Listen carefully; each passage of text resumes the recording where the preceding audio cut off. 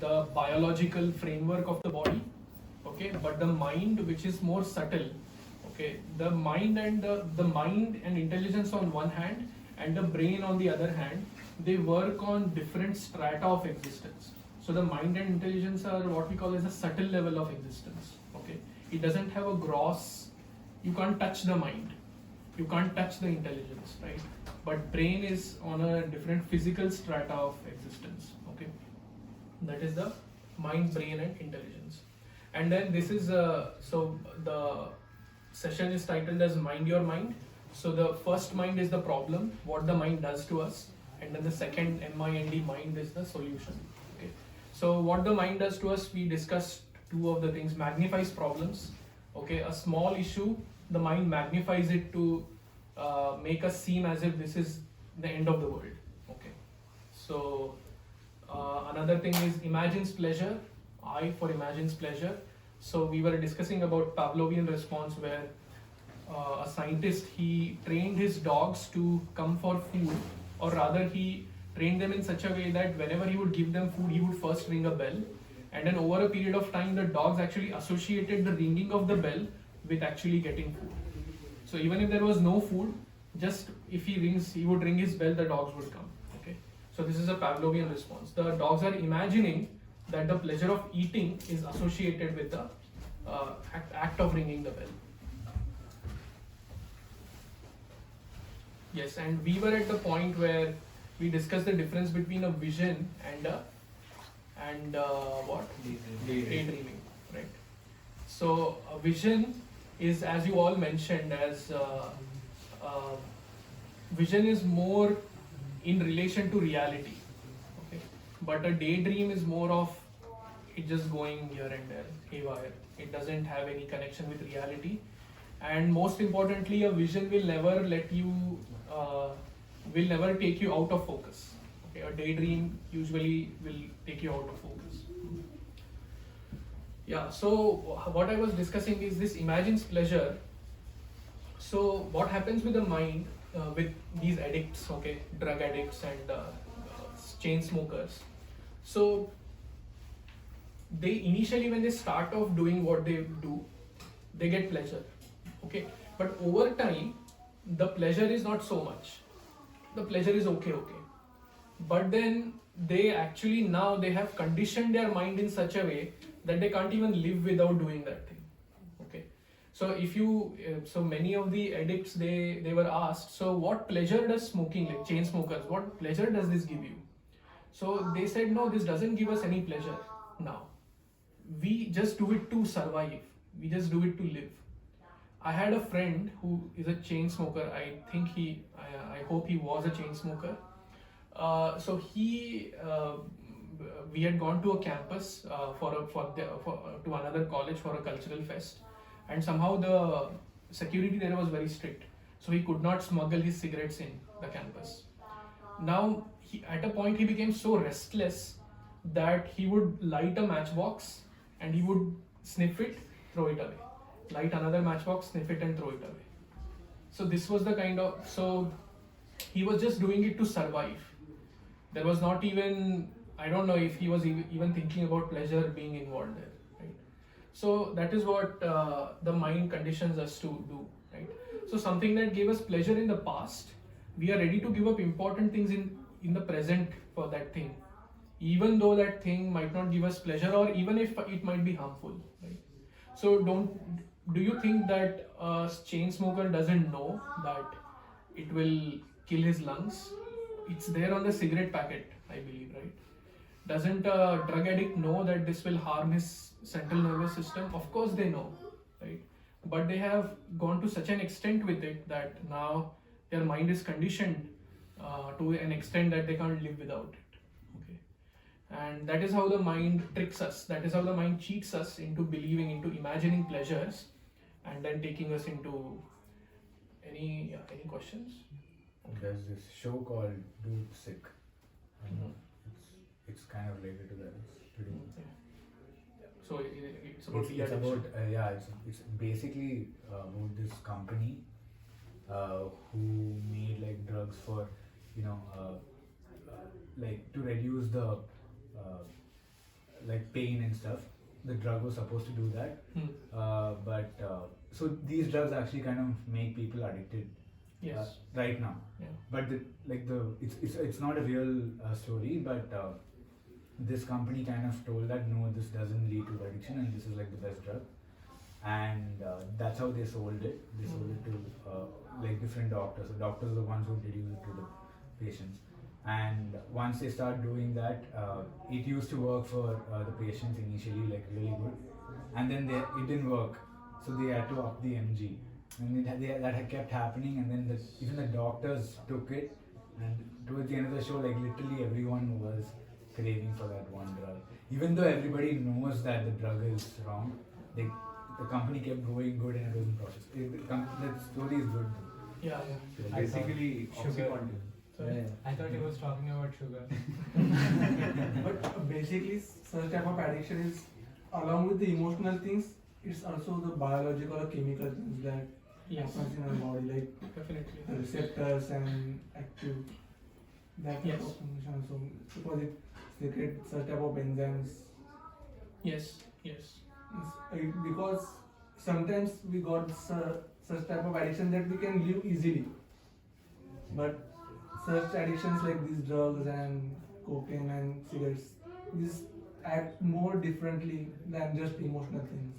Yeah, no, you're right. So the chemical effect that it has, that these things have, it is a part of the pleasure that we feel, and then that's how the mind. So the mind associates with that pleasure that comes with the chemical reactions which you mentioned. Yeah, it's very true. That's very true. It's not just emotional. I mean, it is emotional in the sense that your mind is fixating on that pleasure that comes through those chemicals in your body, right? But yeah, there is that physical thing involved as well, where the things are acting in a way as to make you feel good. Yeah. So yeah, that is imagine's pleasure. Okay. Next is neglects opportunity. So what happens when we magnify problems and we imagine pleasures?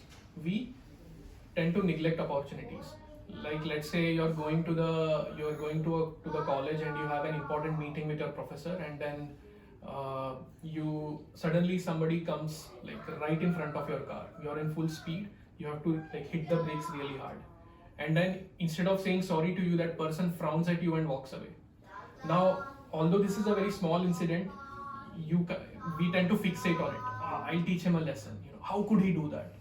First of all, he makes a mistake, and then he frowns on me as if I made the mistake, and he walks away. How can he do that? You reach the college. How can he do that? I have to teach him a lesson. You go to the meeting room. How can he do that? I need to teach him a lesson. You're sitting in front of your professor. How can he do this? I need to teach him a lesson. Right? So that's how you end up neglecting opportunities, right? So lamenting over the past and worrying about the future. Okay, these two things lead us to losing the chance to do the needful in the present. Okay, that's what the mind makes us do. So once we become more aware of the present, of the reality around us, then we can tap the opportunities that we have. Okay. And then finally,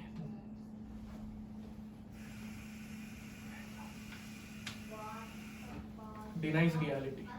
Okay.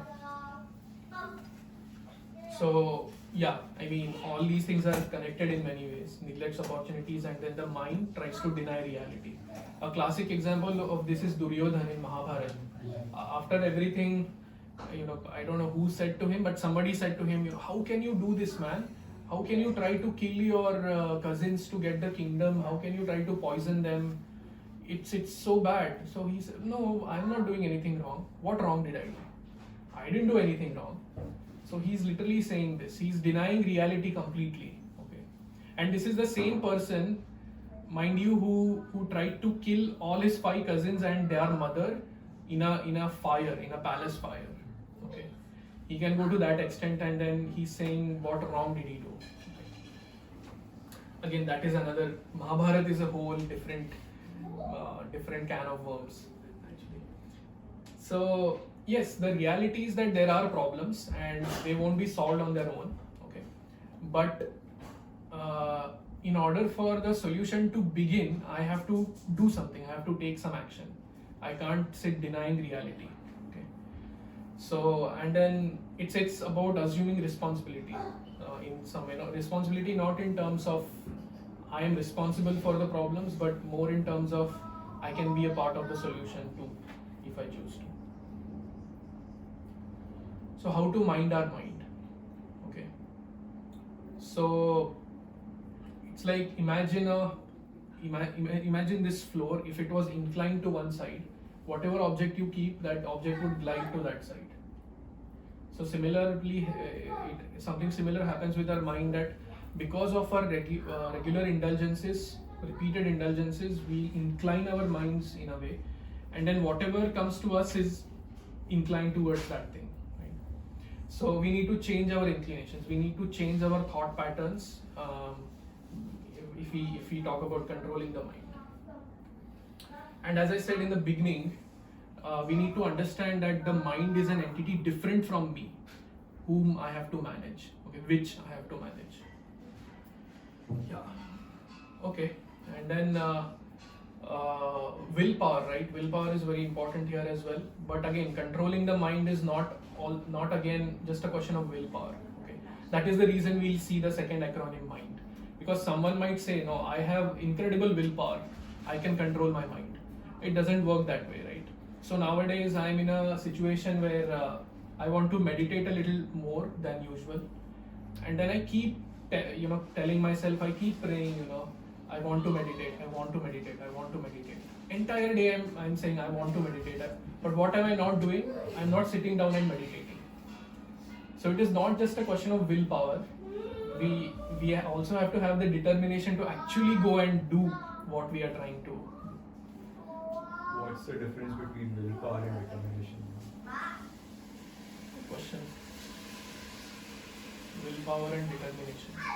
Very synonymous, I think. Very synonymous. It's daydreaming and vision. Okay. You mean willpower is daydream, or? Yeah, you're determined to do something doesn't. I mean, like you're thinking that you'll do it, but then willpower is what makes you do it. Yeah. When you have vision, you have willpower. Yeah. I think we should open a dictionary and check it out. But good question. Determination. Yeah, we'll get into that some other time. Now my mind will fixate on that. Through the rest of the It's like a distraction. Anyway, so how to mind our mind? So first is meditate. Okay, M for meditate. So meditate how do you all define meditation? So some of you have been coming to these programs since a semester now, so you all know the kind of meditation we do here. But again, those who haven't experienced the meditation, actually you all experienced the meditation today in the beginning. But just to understand what you all think about meditation. Concentration. Emptying your mind. Emptying your mind, yeah. Megha. Two methods. One is like connecting with reality, like whatever is going around me, listening to the voices and stuff. And another thing is focusing on something. So these are like two different things. Aligning the thoughts. Aligning the thoughts, yes. Meditation. Observing. Observing the thoughts, yeah. There is a very nice technique we'll see where you can actually align your thoughts, and you're actually forced to align your thoughts with that method, and you can look at them as something different as a third person. So yeah, very good answers. So yeah, meditation has so many definitions, but one important thing with meditation is when we say meditate, there is an object of meditation. That is very important. We can't just meditate on void. We can't just meditate on nothing. Okay, we need an object to meditate on, and there are various levels of meditation, various types of meditation, and the Bhagavad Gita talks about these at length. And one of the things that Bhagavad Gita also talks about is Bhakti Yoga, which involves the act of meditation called mantra meditation. So what we did in the beginning, Gaur Kumar Prabhu said a mantra and we repeated that mantra. That is actually a meditation. We are trying to focus our minds on that mantra, on those syllables, on those words in the mantra. So that is one kind of meditation which has been said in the Vedas to be very powerful in the current day and age. And that is one kind of meditation. Satatam kirtayanto mam yatantasya dridavrata namasyantasya mam bhaktya nitya yukta upasate. Satatam kirtayanto mam. My devotee is always chanting about it. So again, that is another topic altogether. But yes, there are different ways of meditating, and mantra meditation is one of them. And you will find out more about mantra meditation at Krishna House. Then second I is illuminate. Okay, illuminate your inner world. Now, if I'm in a dark room and I don't know what is what, I'll always be fearful. I don't know what I'll experience in the very next step. So that is why we need to illuminate. If I had a torch with me, then I know what is what, and then I can make a decision. So similarly, illuminating our inner world comes with spiritual wisdom, comes with participating in things like this currently what we are doing. We are trying to illuminate our inner world. We are trying to see, okay, I don't want certain desires, but they are there. The mind impels me to do it. So what is the mind? We are trying to understand the mind. What is the brain? We are trying to find out what is what, and then with that we do something called as navigating. We navigate our inner pitfalls. Okay, just a few more points in the last one. Yeah, not everything inside of me is me. Yes, we can illuminate our inner worlds through spiritual wisdom. And then navigate. We need to navigate our inner pitfalls. All of us have some pitfalls, okay, and we need to navigate those. And it's like a map, okay, it's like a map. Once we illuminate our inner world, we know where we are in the map, and then accordingly we can try to work our way. Okay. And this is where the point comes about aligning our thoughts and looking at them as a third person. So that is journaling. So journaling is a powerful way. So journaling falls under the umbrella term of self-introspection, but self-introspection can also mean I'm just dedicating some time in the day to just think about what I did during that day, or maybe during a week or regularly, just thinking about what I did in that period and then what am I going to do later, and just aligning my thoughts. But a more powerful way is to write them down, to write our thoughts down. So many people do this on a regular basis. I think you do it on a regular basis. So I don't do it on a regular basis, but whenever I'm faced with a very tough decision to make, that's when I actually write everything down. So what happens when you write everything down, you actually distance yourself from the problem.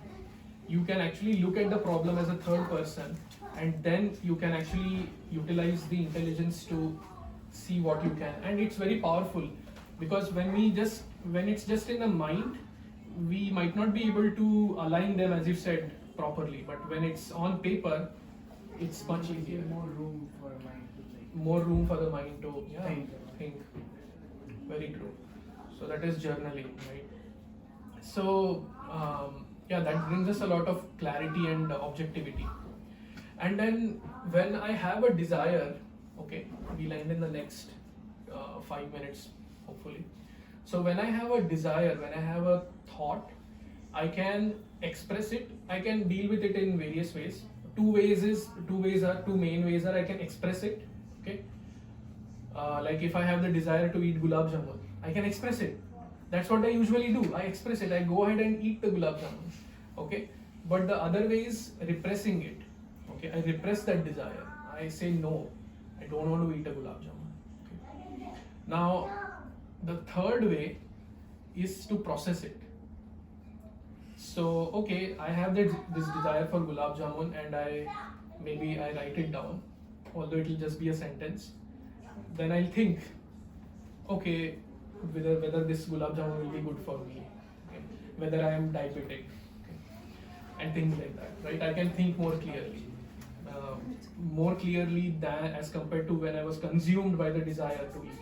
So again, jokes apart, the problems that we are faced in life are much more severe than just the desire for a gulab jamun. So that's when we need to really be able to navigate our inner thoughts and make our way to the solution. And then finally, this is very important, do it with like-minded people. So we are all social beings. So our desires are not just linear. What we mean by linear desire is, why do I keep going back to the gulab jamun? I see a gulab jamun, I get the desire to eat it, I eat it. This is a linear desire. Okay. Now we are social beings, so our desires are not often linear, they are triangular. Okay. I adore a celebrity, and that celebrity, let's say, endorses a product that invokes the desire in me to have that product. So that is like, or all my friends are, alcoholics, for example.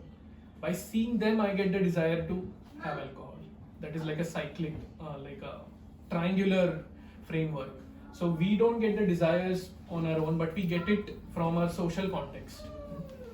So, and it doesn't only work for the wrong, negative kind of things, but also for the positive kind of things. The best way to become a drunkard is to associate with drunkards. But the best way to become a spiritualist is also to associate with spiritualists. Okay.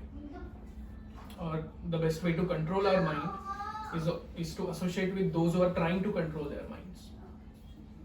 And yeah, so do it with like-minded people.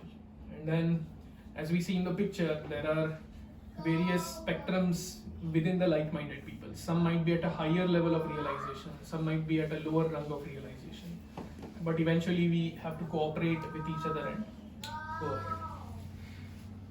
Yeah, and actually, you know what, these three things, M, I and N, meditate, illuminate and navigate, these things become very difficult to sustain if there is no D, if there is no like-minded association. I can meditate for a day, I can meditate for a month, but then if I don't have that inspiration, then it becomes difficult. Same thing with illuminate, navigate. Okay. Yeah, so do it with like-minded people. Finally, this is the verse from the Bhagavad Gita. Bandhur atmatmanastasya yenatmaivatmana jitah anatmanastu shatrutve vartetatmaiva shatruvat. So for him who has conquered the mind is the best of friends. But for one who has failed to do so, his mind will remain the greatest enemy. So mind is like a tool. We can utilize it for a higher purpose, or we can let it degrade us. And the very previous verse in this actually talks about this same concept, where Krishna is telling Arjuna, utilize your mind to uplift yourself, not to degrade yourself. So that is it from the session perspective. So yeah, we saw, just to summarize, we saw what is the mind. It is the interface with which we interact with the world. And then we saw the difference between mind, brain and intelligence, and how they interact with each other. Intelligence is the decision-making system. The mind is a storehouse of thoughts and desires and past impressions. And the brain is like the biological tool that the mind utilizes to control the senses. And through the senses, we act in the world around us. And then we saw what the mind does to us, the problem statement. So quickly to recap, so M, what does M stand for? Magnifies problems. I, imagines pleasures. N, Neglects opportunity. neglects opportunities. And D, denies reality. So, and this is how the mind affects us. And then to bring it under our control, the next acronym mind. So M for meditate, I for illuminate your inner world, N for navigate your inner pitfalls, and D for do it with others. So if we can try to follow these concepts, we'll see that our lives will be better. And yeah, so thank you all for this session. You guys should be saying thank you for the session. I should be saying thank you for attending the session. I hope what I said made sense. If it did not, you can always tell me this class was nonsense. So yeah, but yeah, If there are any questions, comments, feedback, please let us know. Let me know even now. We can take 1 or 2 questions. Okay, please. 1 or 2 questions or comments. Yes. Can you go back to the second last slide? Navigate. The heading is wrong, right? In this, this is what we can do, right? Yeah. Yeah. The heading is wrong. My Okay. mind was not. No. When the slides. No, I have a question. Like, so so when you say what we can do, these are the things which the soul should do, or we use the mind to do these. Interesting question. Interesting question. Yeah, you, as I said, the mind is an interface, right? So you need to utilize the mind when you do these things. But now, the thing in control is not the mind. The thing in control is the self. Yeah, you utilize the mind, yes. So it's like when you are, let's say you get a complex machine. Now you don't know what that machine does, how to operate it. And then you try to speculate, okay, you try to, based on what your mind says, or based on what, let's say, okay, this button seems nice to my senses, let me press it and see what happens. I can either do that, okay, now I'm using my senses in doing that. I can either do that or I can refer to the manual. I can refer to the manual and then I can let the manual direct what I do with my senses. So in both the cases you're using your senses. You will be using your hand to press the button. But in the first case, the manual was not in the control. You know, some kind of speculation was in control. But in the second case, the manual is directing you to do the correct thing. So yes, we need to, the mind can be the greatest friend or it can be the greatest enemy. So the very fact that Krishna is saying this means that he wants us to utilize our mind to do the right thing. So yes, and otherwise we can't interact with the world because that is the interface we have. We might not be at a level of spiritual realization where we don't need the mind. So we always need the mind and then that's how we interact. So one more short question and a short answer, and then we can do kirtan. We can do Yeah. meditation. Anybody has a burning question? What's the inner bit for? It can be anything that I don't want to do, that I'm impelled to do. That maybe I started off doing that thing thinking that this will give me some happiness, some pleasure. But over time, with more maturity, I understood that this is actually self-harming, right? Something like that.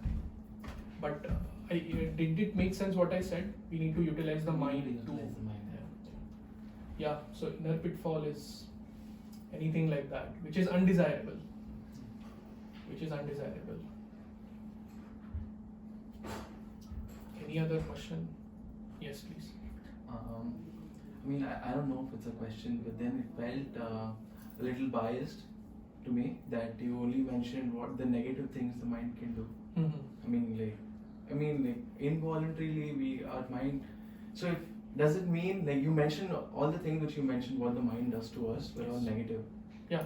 So am I to? I mean, like am I generalizing when I say the mind is only leading me to do negative things, or No, no. did we miss out on a portion where the mind is leading us to do good things as well? Of course, it does lead us to. I mean, I think we should have mentioned that also. Yeah, that's a good feedback. But then the thing is, the things that are good that the mind impels us to do, we don't have to mind those things. So Yeah. that is the reason this discussion is more restricted to the negative aspects of the mind. I was starting to think everything good is by the soul, and then the mind will be doing the negative stuff. Yeah, no, we have some good impressions. We, of course, if our social context has been good, then we definitely have good impressions in the mind. We have good thoughts in the mind, no doubt about that. But then yes, everything is a mixture, and then we need to minimize the negative things and then maximize the positive ones. Yes, Samuel. Prabhuji, I would just like to put my understanding across so that I just understand like I am on the correct path or not. Like, have I understood all things correctly? So it was a very valid question raised by Vishal Prabhu, and about the actions. Like, is are those the solution mind acronym? Is that done by the soul or the body? So what I understood from the presentation that in the problem section when we were talking mind as a problem, so our mind was initiating actions which were not very helpful to us, but in this in the solution section we were initiating actions that were taming our mind.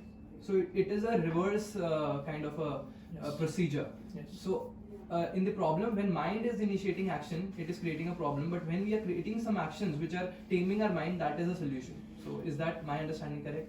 Yeah, taming our mind to do the right thing. Right. Yeah.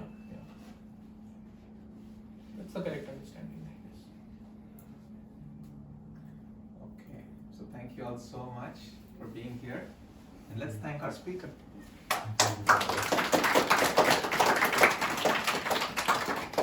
So now we'll do a mantra meditation, and we'll be doing all the 4 things that he mentioned: meditate, illuminate, what is the third? Navigate, and the 4th one is do it together. So we'll do it together, we'll meditate, we'll navigate, and it's going to be amazing. So just close your eyes. You can follow this mantra if you want, or you can just close your eyes and just focus on each syllable. And we'll do it for about 10 minutes, and then we'll have pav bhaji and bale that's waiting. So don't meditate on that. Meditate on the mantra. So before we do that, I just want to tell you the importance of this mantra. So you can think of this as a child calling out for the mother. Just really calling out for the mother.